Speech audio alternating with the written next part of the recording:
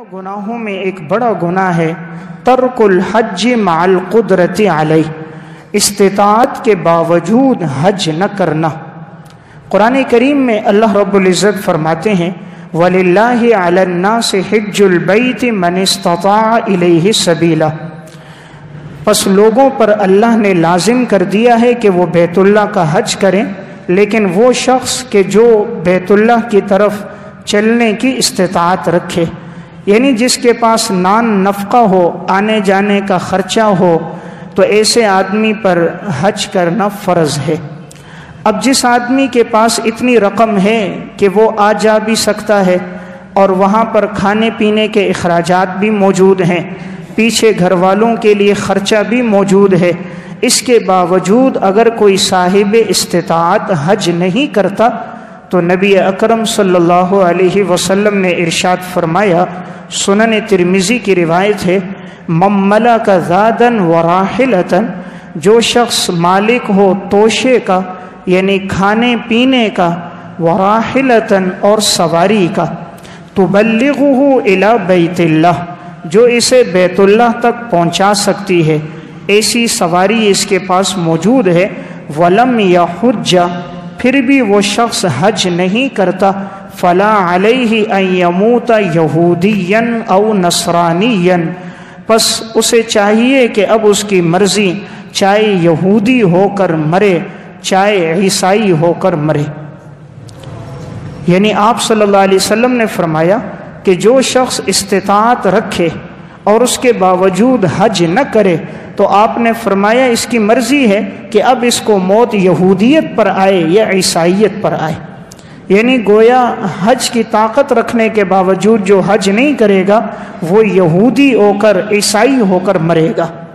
اب بہت سے صاحب استطاعت ہوتے ہیں لیکن وہ استطاعت کے باوجود حج نہیں کرتے، ٹالتے رہتے ہیں، آئندہ سال کریں گے، آئندہ سال کرتے ہیں، حالانکہ زندگی کا علم نہیں، معلوم نہیں اگلے سال تک وہ زندہ رہے گا یا نہیں، اور اگر اس حال میں اسے موت آ گئی تو آپ صلی اللہ علیہ وسلم کے ارشاد کے مطابق وہ شخص یہودی اور یا عیسائی ہو کر مرے گا۔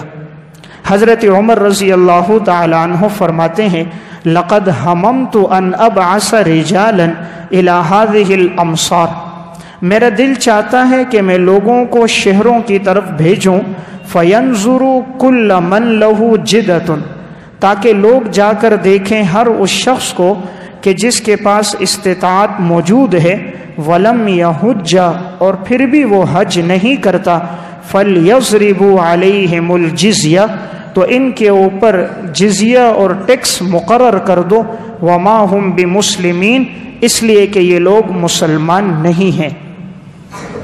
حضرت عمر رضی اللہ تعالیٰ عنہ فرماتے ہیں کہ میرا دل چاہ رہا ہے کہ میں تمام علاقوں میں یہ پیغام بھیج دوں کہ جو شخص صاحب حیثیت ہے اور پھر بھی حج نہیں کرتا تو ان پر جزیہ مقرر کرو۔ جزیہ غیر مسلم پر مقرر ہوتا ہے، مسلمان پہ نہیں ہوتا، مسلمان پر زکوٰۃ اور عشر ہے، جزیہ کافر پر ہوتا ہے۔ تو حضرت عمر کہتے ہیں جو استطاعت کے باوجود حج نہیں کرتا اس پر جزیہ مقرر کرو، وما ہم بمسلمین، اور ایسے لوگ مسلمان نہیں ہیں۔ حضرت سعید ابن جبیر رحمہ اللہ مات لی جار موسر، فرماتے میرا ایک پڑوسی تھا جو مالدار تھا، ولم یحج، اور اس نے حج نہیں کیا، فلم اصلی علیہ، تو میں نے اس کی نماز جنازہ نہیں پڑھی، اس لیے نہیں پڑھی کہ یہ صاحب استطاعت ہو کر اس نے حج نہیں کیا، تو حضور نے فرمایا کہ ایسے شخص یہودی اور عیسائی ہو کر مرے گا، تو کہتے ہیں اس لیے میں نے اس کی نماز جنازہ میں شریک نہیں ہوا۔ اس سے اندازہ کیا جا سکتا ہے کہ یہ کتنا بڑا گناہ ہے۔ اس لیے جو صاحب استطاعت ہوں انہیں چاہیے کہ وہ حج کے معاملے میں تاخیر نہ کریں۔ اللہ رب العزت نے جسے استطاعت دی وہ حج کرے، جسے نہیں دی وہ بھی کوشش کرے، کم از کم عمرے کے لیے ضرور جائے، اللہ کے گھر کو دیکھے، مسجد نبوی دیکھے، مسجد حرام دیکھے، جہاں ایک نماز کا ثواب 1,00,000 کے برابر، 50,000 نمازوں کے برابر ہے، انسان اس کے لیے کوشش کرے۔ ہم گھر بنانے کے لیے کس طرح 1-1 روپیہ جوڑتے ہیں اور گھر پر 30-35 لاکھ روپے لگا دیتے ہیں، گاڑی خریدنی ہے 25 سے 30 لاکھ روپے کی گاڑی خرید لی، لاکھ سوا لاکھ کا موبائل استعمال کر رہا ہے، تمام ضروریات کی چیزیں اس کے پاس ہیں، ہر سال کبھی مری، کبھی سوات، کبھی ناران، کبھی کاغان، یہ سفر بھی ہو رہے ہیں، لیکن اسے حج اور عمرے کی توفیق نہیں ہو رہی۔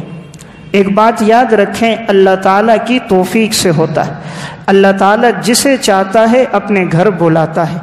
آج کا نادان کہتا ہے میں عمرہ نہیں کرتا، میں حج پہ نہیں جاتا، یہ تیری کمعقلی اور بے وقوفی ہے، اللہ تجھے اپنے گھر نہیں بلاتا۔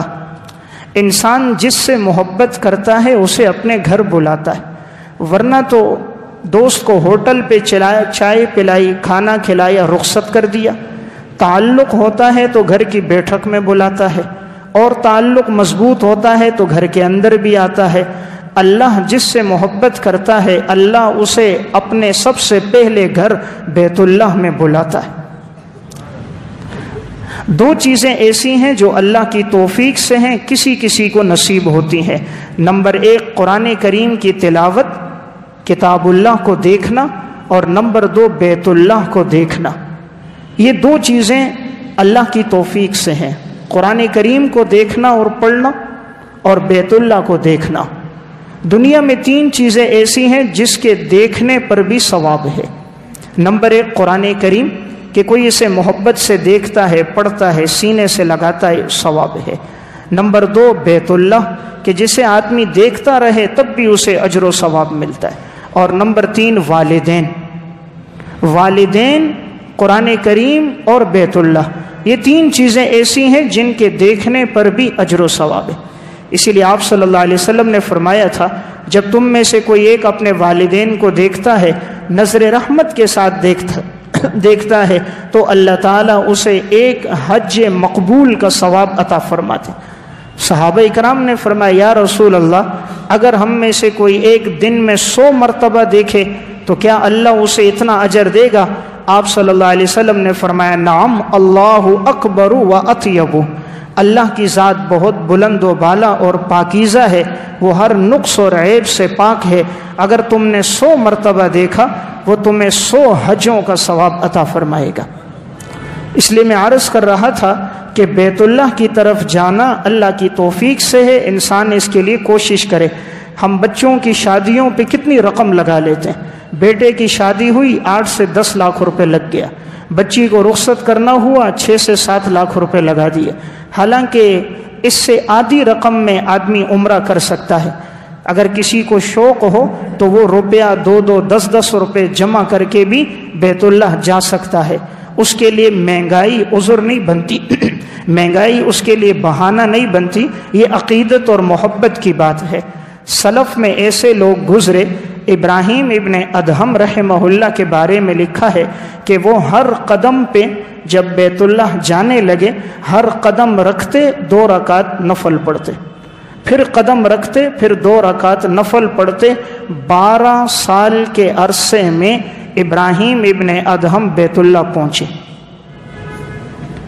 آج تو ہم 4 گھنٹے میں پہنچ جاتے ہیں، وہ 12 سال کے عرصے میں پہنچے۔ محبت اسے کہتے ہیں، عشق اس چیز کا نام ہے۔ یہ لوگ تھے حقیقی اللہ اور اللہ کے گھر سے محبت کرنے والے۔ بعض نادان جنہیں محبت نہیں ہوتی، اللہ انہیں وہاں بلا کر بھی محروم کر دیتا ہے۔ اردو کی ایک کتاب ہے ناقابل فراموش سچے واقعات، اس میں انہوں نے ایک واقعہ لکھا۔ ایک ڈاکٹر گزرے ہیں، ڈاکٹر نوید احمد، انہوں نے اپنا واقعہ بتلایا، کہا کہ میں ملتان ہسپتال میں تھا، ایک دفعہ ایک شخص علاج کے لیے آیا، بہت بوڑھا تھا، میں اس کا علاج کر رہا تھا، میں نے اس کی کافی خدمت کی، اس دوران علاج کے دوران اس کا انتقال ہو گیا۔ تو اس شخص کا بیٹا سعودی عرب میں ہوتا تھا، تو وہ میری خدمت سے بہت متاثر ہوا، تو اس نے مجھے فون کیا، آپ نے میرے والد کی بڑی خدمت کی، مجھے تمام صورتحال کا پتہ چلا ہے، میں سعودیہ میں ہوتا ہوں، آپ بتاؤ کسی چیز کی ضرورت ہے میں وہاں سے بھیجوں، رقم کی ضرورت ہے، کسی سامان کی ضرورت ہے، کچھ بھی ہے آپ بتاؤ میں بھیجوں گا۔ انہوں نے پوچھا آپ کا کتنا عرصہ وہاں ہو چکا ہے؟ اس نے کہا تقریباً 30 سال ہو چکے۔ تو انہوں نے کہا آپ سے 2 باتیں عرض کرتا ہوں۔ نمبر 1، جب بھی بیت اللہ جاؤ تو بیت اللہ پہ نظر پڑے تو میرے لیے دعا کرنا، اور نمبر 2 جب بھی مدینہ جاؤ تو آپ صلی اللہ علیہ وسلم کے روضے پر پہنچ کر سلام کہنا۔ تو اس نے کہا یہ 2 کام مجھ سے نہیں ہو سکتے، میں یہ کام نہیں کر سکتا۔ پوچھا بھئی کیوں نہیں کر سکتے؟ کہا میں اتنا زیادہ مصروف ہوں، مجھے ٹائم نہیں ملتا بیت اللہ جانے کا اور مسجد نبوی جانے کا۔ تو 30 سال اس شخص نے سعودیہ میں گزارے، لیکن اسے حرم کے اندر جانے کی توفیق نہیں ہوئی، اسے مسجد نبوی جانے کی توفیق نہیں ہوئی، 30 سال کا عرصہ گزارا۔ یہ ڈاکٹر کہتے ہیں جب یہ واپس آئے تو میں نے ان سے پوچھا آپ تو خوش نصیب ہو گئے، بڑے عمرے بڑے حج کیے ہوں گے؟ تو کہا میں بڑا مصروف تھا، ٹائم نہیں ملتا تھا، اس لیے کبھی اندر نہ جا سکا۔ وہاں ہوتے ہوئے بھی اللہ نے محروم کر دیا۔ تو یہ اللہ کی توفیق سے ہوتا ہے۔ اسی کتاب میں انہوں نے ایک اور واقعہ لکھا، حیدرآباد کا ایک شخص حج پہ جا رہا تھا، تو وہ ڈاکٹر صاحب کے پاس آیا معائنے کے لیے، کہا مجھے کوئی دوائیں دو۔ ڈاکٹر صاحب نے انہیں چیک کیا، چیک کر کے انہیں کچھ دوائیں دیں، تو یہ ان سے کہنے لگے کہ تم مجھے ایسی دوا دو کہ میری مکہ اور مدینہ میں موت نہ آئے۔ یہ کہتے ہیں ڈاکٹر نوید احمد میں نے کہا کہ تمہاری بڑی بدبختی ہے، اللہ کے بندے لوگ تو تمنا کرتے ہیں مکہ میں موت آئے جنت المعلی میں تدفین ہو، مدینہ میں موت آئے جنت البقیع میں تدفین ہو، 25 سے 30 لاکھ کا مجمع جنازے کی نماز پڑھے، اس سے بڑی فضیلت اور انسان کے لیے منقبت کیا ہے؟ لیکن وہ شخص یہی کہتا تھا، مالدار تھا، کہتا تھا مجھے مکہ مدینہ کی موت نہیں چاہیے، بس کسی طرح حج کر کے میں لوٹوں گا، ایسی دوا دو کہ مجھے ادھر موت نہ آئے۔ اب یہ کہتے ہیں میں نے اسے دوا دے دی، یہ شخص یہاں سے چلا گیا۔ جیسے یہ وہاں پر پہنچا ہے، بیت اللہ پر اس کی نگاہ پڑی ہے تو اس کے جسم پہ کپ کپی طاری ہو گئی، خوف زدہ ہو گیا، ڈرنے لگ گیا، کہا مجھے لگتا ہے کوئی چیز مجھے کھا جائے گی۔ الٹے قدم واپس آیا، جدہ ایئرپورٹ پر آیا، وہاں سے واپس کراچی آ گیا۔ ڈاکٹر نوید احمد کہتے ہیں میری اس سے ملاقات ہو گئی، تو میں نے کہا کہ آپ تو حج پہ گئے تھے تو آپ تو واپس آ گئے۔ کہا میں جب بیت اللہ میں گیا تھا تو میری نظر پڑی تو میرا جسم کانپنے لگا، خوف طاری ہو گیا، میں نے کہا کہیں موت نہ آ جائے، آئندہ سال زندگی رہی تو حج کروں گا۔ ڈاکٹر نوید احمد کہتے ہیں اسی سال یہ مر گیا، حج کرنے کی توفیق ہی نہ ہوئی، وہاں تک جا کر بھی واپس آ گیا۔ تو یہ اللہ کی توفیق سے ہوتا ہے۔ کبھی دل میں یہ بات نہ آئے کہ میں پیسے کی وجہ سے حج کروں گا، میں پیسے کی وجہ سے عمرہ کروں گا۔ پیسے کے ساتھ حج اور عمرے کا تعلق نہیں، یہ رب کی توفیق کے ساتھ ہے، اللہ کے فضل کے ساتھ ہے۔ اللہ نے وہاں جا کر بھی اس شخص کو واپس بھیج دیا، اس لیے کہ اس کے دل میں مکہ کی محبت نہیں تھی، مدینہ کی محبت نہیں تھی، تو وہاں سے راندہ درگاہ ہو گیا۔ اردو کی کتاب ہے مکافات عمل، اس میں انہوں نے ایک واقعہ لکھا۔ یہ دیال سنگھ کالج کا ایک پروفیسر تھا، ماجد خان اس کا نام تھا، دہری ذہن کا تھا تو مسلمان، لیکن اللہ کی ذات پر اس کا ایمان پختہ نہیں تھا، حضور پر ایمان پختہ نہیں تھا، شریعت پر اعتراضات کرتا رہتا تھا۔ تو ایک دفعہ اس کا بھائی امریکہ میں تھا، اس نے کچھ رقم بھیجی اور کہا کہ والدہ کو عمرہ کرواؤ، تم بھی ساتھ عمرہ کر دو۔ یہ جو پروفیسر تھا ماجد خان، یہ اپنے دوستوں سے کہنے لگا مجھے عمرے کی کوئی حاجت نہیں ہے، نہ ہی میرے دل میں یہ خواہش ہے کہ میں مکہ مدینہ دیکھوں، چلو بھائی پیسے بھیج رہا ہے، سیل کر کے واپس آ جاؤں گا، سیل کروں گا، ادھر ادھر گھوم کے پھر کے آ جاؤں گا۔ مکافات عمل میں ہے، ٹکٹ ہو گیا، یہ اپنی والدہ کے ساتھ چلا گیا۔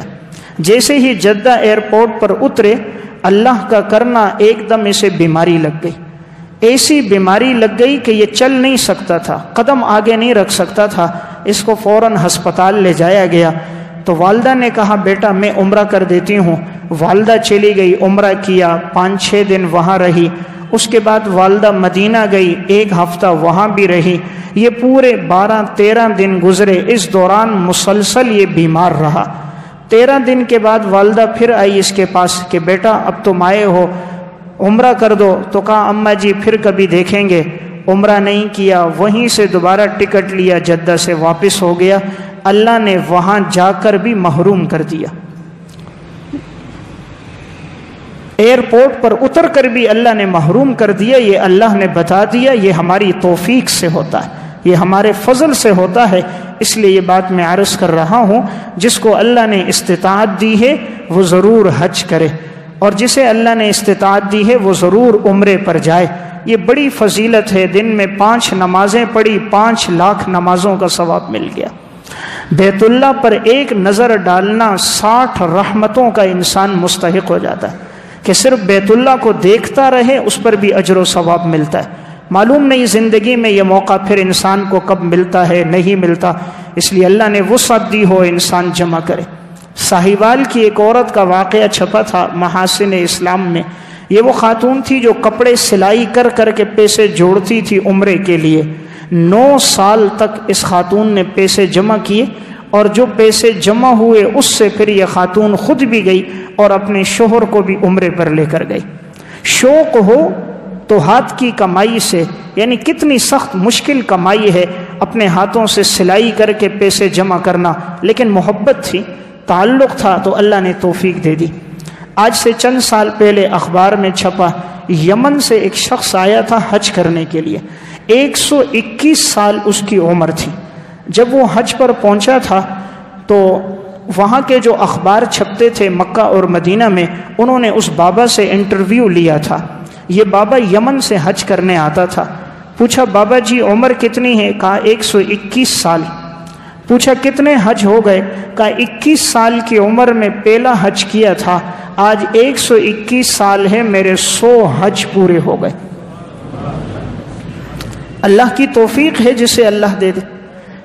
امام اعظم ابو حنیفہ رحمۃ اللہ علیہ 80 ہجری میں پیدائش ہے، سب سے پہلا حج 96 ہجری میں کیا۔ 96 سے لے کر وفات 150 ہجری تک، یعنی زندگی میں 55 مرتبہ امام ابو حنیفہ نے حج کیا۔ ایک راوی گزرے ہیں ابراہیم رحمہ اللہ، زندگی میں 70 مرتبہ انہوں نے حج کیا تھا۔ تو ایسے لوگ بھی گزرے۔ سفیان ابن عیینہ رحمۃ اللہ علیہ فرمایا کرتے تھے، میں دعا کرتا تھا یا اللہ اس حج کو میرا آخری حج نہ بنانا، مجھے دوبارہ آنے کی توفیق دینا۔ تو عرفات کے میدان میں کہنے لگے 70 سال سے دعا کر رہا ہوں، دعا قبول ہو رہی ہے، 70 سال سے حج پہ آ رہا ہوں، لیکن کہا اب مجھے حیا آتی ہے کہ اب اللہ سے پھر دعا کروں، تو پھر آئندہ سال کی دعا نہیں مانگی۔ آئندہ سال سفیان بن عیینہ کا انتقال ہو گیا۔ یعنی بیت اللہ کے ساتھ ایک لگن اور محبت اور ایک تعلق تھا۔ تو کبیرہ گناہوں میں سے ہے جسے اللہ نے استطاعت دی ہو، قدرت دی ہو، اور وہ اس کے باوجود حج نہ کرے تو یہ بہت بڑا گناہ ہے۔ خطبات فقیر میں ایک واقعہ ہے کہ ایک شخص بیت اللہ کے ارد گرد ٹیکسی چلاتا تھا۔ تو ایک دفعہ کچھ حجاج کرام بیت اللہ سے نکلے اور ان سے کہا ہمیں بیت اللہ کے مقدس مقامات کی زیارتیں کرواؤ۔ اس کے ساتھ بیٹھ گئے۔ ٹیکسی ڈرائیور انہیں زیارتیں کرا رہا تھا۔ کسی نے پوچھ لیا تم تو بڑے ہی معزز آدمی ہو، تم پر اللہ کا فضل، بیت اللہ کے ارد گرد ٹیکسی چلاتے ہو، تمہاری نمازیں حرم میں ہوتی ہوں گی، ہر نماز پہ 1 لاکھ کا ثواب، تم تو بڑے خوش قسمت ہو۔ تو وہ آگے سے کہنے لگا کہ بات تو تمہاری ٹھیک ہے، لیکن میری مصروفیت اتنی ہوتی ہے کہ وقت نہیں ملتا۔ تو کسی نے پوچھا ان میں سے کیا تم کبھی بیت اللہ کے اندر نہیں گئے؟ کہا کبھی اندر نہیں گیا۔ کہا کتنا عرصہ ہو گیا؟ کہا 32 سال ہو گئے۔ تو اللہ نہ لے جانا چاہے تو بیت اللہ کے حدود میں داخل کر کے بھی مسجد حرام میں نہیں لے جاتا، اور اگر اللہ لے جانا چاہے تو اللہ پیدل بھی انسان کو وہاں پہنچا دیتا ہے۔ ایک چونٹی کو محبت تھی کہ اے اللہ میں چاہتی ہوں میں تیرے گھر پہنچوں، لیکن میں کیسے پہنچوں؟ چونٹی کی ایک تمنا تھی، اللہ کے سامنے اپنے زبان حال سے کہتی تھی۔ اللہ تعالیٰ نے ایک پرندے کو بھیجا اور چونٹی کے دل میں ڈالا، اس کے پاؤں کے ساتھ چمٹ جا۔ چونٹی پاؤں کے ساتھ چمٹی اور وہ پرندہ اڑتا رہا اڑتا رہا۔ اللہ نے اسے طاقت دی، وہ بیت اللہ پہنچا۔ چونٹی نے طواف کیا اور اللہ کے سامنے سجدہ ریز ہو۔ تو جب اللہ کرانا چاہتا ہے تو اللہ چونٹی کے لیے پرندے کو مسخر کر دیتا، اور جب نہیں کرانا چاہتا تو حدود میں آ کر بھی محروم کر دیتا۔ اس لیے کبیرہ گناہوں میں سے ہے حج نہ کرنا۔ اللہ نے طاقت دی ہو انسان ضرور حج کے لیے، عمرے کے لیے جائے، اپنے گھر والوں کو لے کر جائے۔ آج تفریح پر کتنے پیسے خرچ ہو جاتے ہیں، مری گیا سواد پہ خرچ ہو گئے۔ اپنے بچوں کو بیت اللہ لے کر جاؤ تاکہ وہ اللہ کے گھر کو دیکھیں۔ مسجد نبوی جس پیغمبر کا کلمہ پڑھا اس کے روزے کے سامنے کھڑے ہو کر سلام کہہ سکیں، الصلاۃ والسلام علیک یا رسول اللہ۔ جس نبی نے اپنے ہاتھوں سے یہ مسجد بنائی اس مسجد کو دیکھ سکیں۔ جس بیت اللہ کی بنیاد آدم علیہ السلام نے رکھی، ابراہیم خلیل اللہ نے جسے تعمیر کیا، محمد الرسول اللہ کے ہاتھ جس کی تعمیر پہ لگے، کاش انسان اس کو بھی دیکھے جس کی طرف ساری عمر رخ کر کے نماز پڑھتا رہا، وہ نگاہوں کے سامنے ہو۔ یہ بڑا خوبصورت منظر ہے۔ کیا معلوم انسان کی زندگی کتنی ہے، سامان 100 برس کا، پل کی خبر کوئی نہیں۔ اس لیے جو اللہ نے مال دیا، اس مال میں اپنے کو، اپنے بچوں کو، اہل و عیال کو حج عمرے پر انسان لے کر